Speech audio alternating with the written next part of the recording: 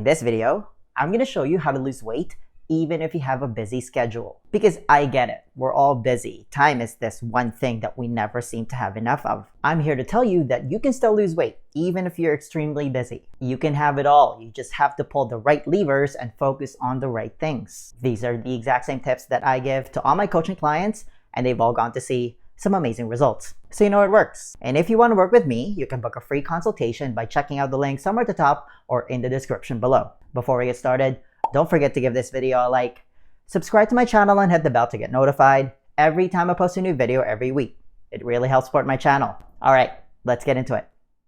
Step number 1, don't worry about it. The last thing that you want to do if you want to lose weight but you have a crazy busy schedule is to stress about it. Don't worry, as we go deeper, I'm going to show you some ninja tricks on how you can manufacture more time. It's like magic. So make sure to stick around until the end for that. Now, there are 4 key pillars that you need to focus on if you want to lose weight and improve your overall health despite having a busy schedule. You need to dial in your sleep, nutrition, general everyday movement, and stress management. Sleep being the most important pillar of health. And your mindset, like how you perceive things, is what ties everything together. So you need to take care of what's going on in between your ears first. When you have a busy schedule, what you don't want to do is compromise one pillar over the other. You can't cheat the system. So if you're stressing out because you're not able to eat super healthy or you're running on 6 hours of sleep, which is already not ideal, and you cut that down even more to make it to your 6 a.m. spin class before heading to work, well, it's probably not going to improve your overall health and fitness long term because you're focusing on the wrong things. Sleep is at the top of the hierarchy for a reason.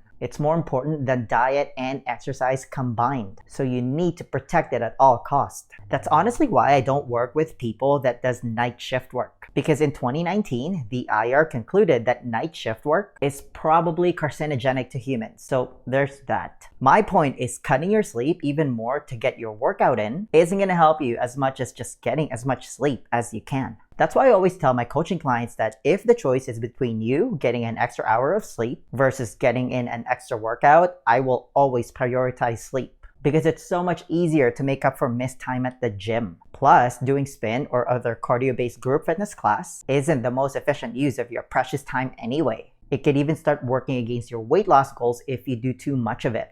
Imagine that. Unfortunately, that's what most people do. If we're talking about the minimum effective dose of exercise, you should focus your precious time on 2 things. You need to increase your general everyday movement, and you need to do some resistance training. You need to move. You're not a tree. Even a couple of minutes here and there helps for general everyday movement. For resistance training, 10 to 30 minute sessions done twice a week is enough to get you benefits. So you don't need to worry about making it to the gym 5 days a week. It ain't happening for most people, and that's okay. You should focus on getting more sleep instead. So just do the best you can with what you have and don't worry so much about things that you have no control over. That's actually the premise of Stoicism, which I practice every day. If you're at a meeting, for example, and food is being catered, pick the healthiest option on the table. I mean, that should be obvious. But if all the options are not healthy, then don't worry about it. If the only option is pizza that day, I mean, it's not the end of the world. Just don't do it every day. Like once or twice a week, don't sweat it. You can also even just eat the cheese and the meat. Heck, you can also just fast. Nobody's pointing a gun to your head demanding that you eat whatever unhealthy food is in front of you. I think a lot of people forget that sometimes. During my travels, for example, I've done excursions where food is included in the package, and depending on the spread, I've either skipped the meal completely or I just pick and choose what I eat. You have complete agency over that. Tip number 2, get your priorities straight. If you have a busy schedule, you need to evaluate your life and figure out what's really important to you. You need to know what your values are, like what are your goals, what makes you happy. And once you figure that out, you want to schedule your limited time based around those things. And everything else just has to fit in. You need to keep the main thing the main thing. Personally, my 2 biggest priorities are growing my business and optimizing my health. Because the combination of those 2 things allows me to live my highest quality life every day. That's what I value. You can bet that any spare time I have when I'm not working on my business, I spend that time optimizing my health and fitness. Whether that means spending some extra time at the gym to mobilize, and you can kind of kill 2 birds with 1 stone and make the gym part of your social time. The gym is a great place to meet like-minded people. Or whether it's meal prepping or making sure I go to bed at a reasonable time so I can get my 8 hours of sleep instead of staying out late. I don't need to justify those decisions to anyone because those are my priorities. They're non-negotiable for me. I have a reputation with my friends to always be the first person to leave the party because living a radical life by being as healthy and fit as possible is something I value greatly. Like, it makes me feel really happy when I feel good about myself. I mean, think about it. Your health is your number one asset. There's a popular saying by Confucius that I absolutely love. A healthy man wants 1,000 things. A sick man only wants one.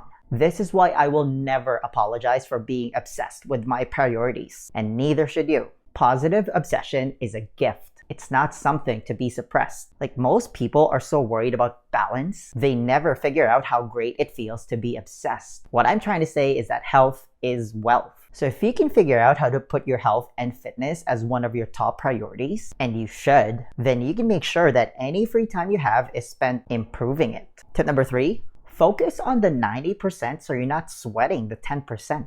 Back when I worked an engineering job, we didn't always have the best food when we had meetings or private functions. And that's fine, I can't control that. This is why it's crucial that you only stock the best options at home. You have complete agency over that. Your environment at home determines your success, because in doing so, you can pack healthy meals that you can bring to work. You're not tempted to dig into the box of donuts that always seems to be calling your name at work, or stop at the closest drive-through window for lunch. This is another reason why time-restricted eating is the great equalizer when it comes to losing weight when you don't have time, for a couple of reasons. Because A, it frees up some of your valuable time. For example, when I started doing just an 8-hour feeding window, which meant that I skipped breakfast, right there and then, the time that I would normally spend preparing and eating breakfast got freed up. I then used that time to get in a little bit more sleep and go for a morning walk instead. And conventional wisdom states that breakfast is the most important meal of the day, right? Well, depending on what you're eating, I'd argue that breakfast is the most important meal of the day for you not to mess up. Like, if you're just stuffing your face with refined carbs and sugar in the form of breakfast cereal, which should really be called breakfast candy, oatmeal, flavored yogurt, and granola bars, you're setting yourself up for that all too familiar blood sugar spike and crash roller coaster ride all throughout the day that most people go through. And by mid-morning, you're crashing.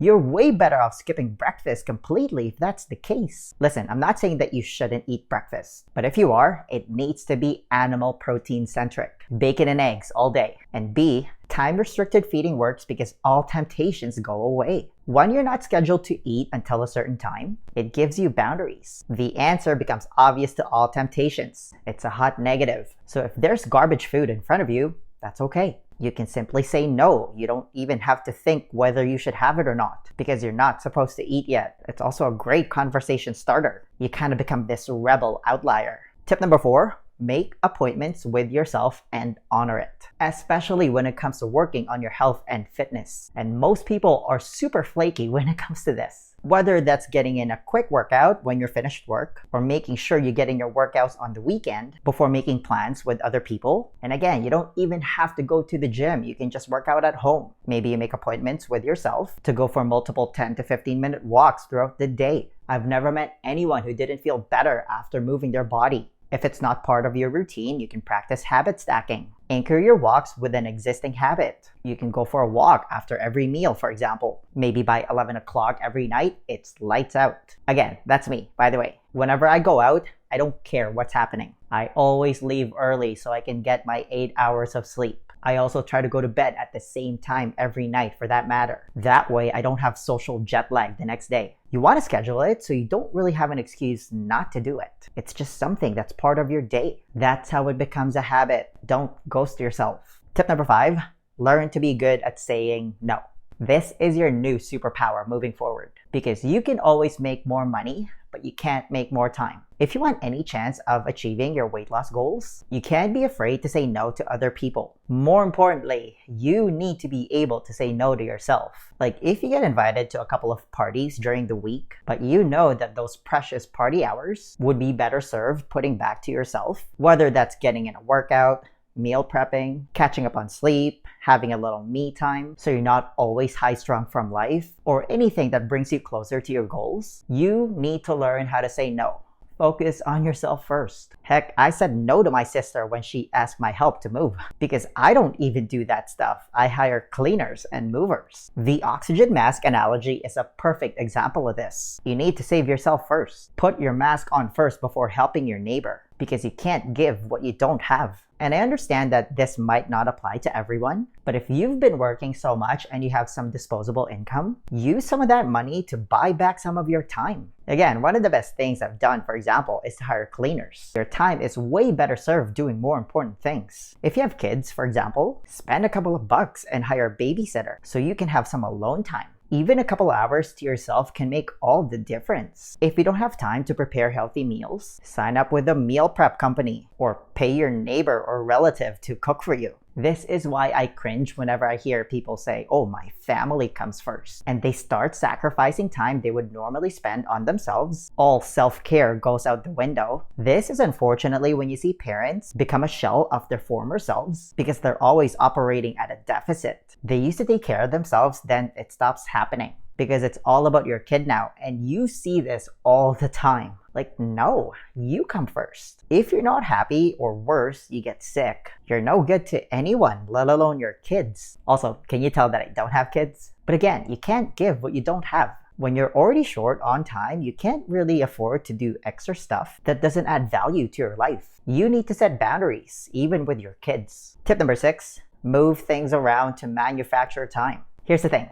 A lot of people think they don't have time, but they do. They just choose to spend it on cheap distractions. Americans, for example, check their phone once every 12 minutes. On average, burying their heads on their phones 80 times a day. The average person struggles to go a little more than 10 minutes without checking their phone. I think that number is conservative. And to be honest, I'm guilty of that sometimes. That's why I go through periods where I do a social media detox and I'll delete my social media apps on my phone. And here's the crazy part. I find myself just picking up my phone randomly to check my social media when I'm bored. And you don't even realize how often you do this until you take out that stimulus. I mean, try it if you've never done it before. It's pretty eye-opening. It's crazy. It's basically an addiction. I mean, think about it. We're referred to as users by these social media companies. Here's another stat. In 2017, an average US consumer spent 238 minutes or almost 4 hours daily just watching TV. Are you starting to see where I'm going here? According to another report, US adults are watching 5 hours on average of TV per day. That's 35.5 hours per week, slightly more than 77 days per year. So that's over 2.5 months every year just spent watching TV. If you feel personally attacked,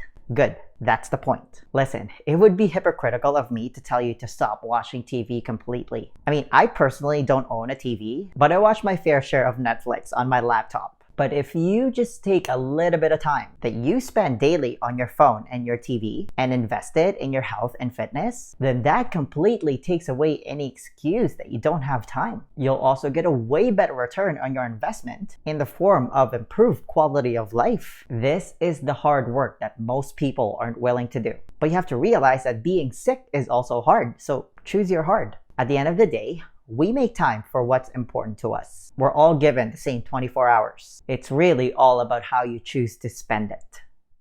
The next question then becomes, how and what are you actually supposed to eat if you want to lose weight? Because 80% of your body composition is determined by your diet. This is also where a lot of people go wrong.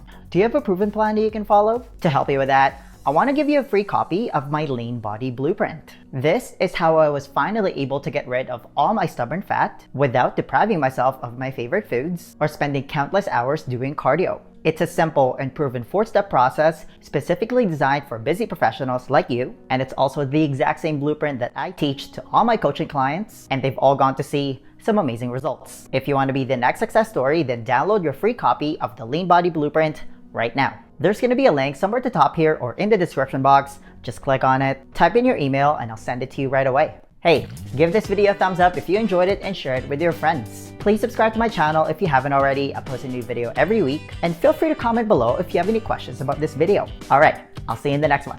Virtual high five.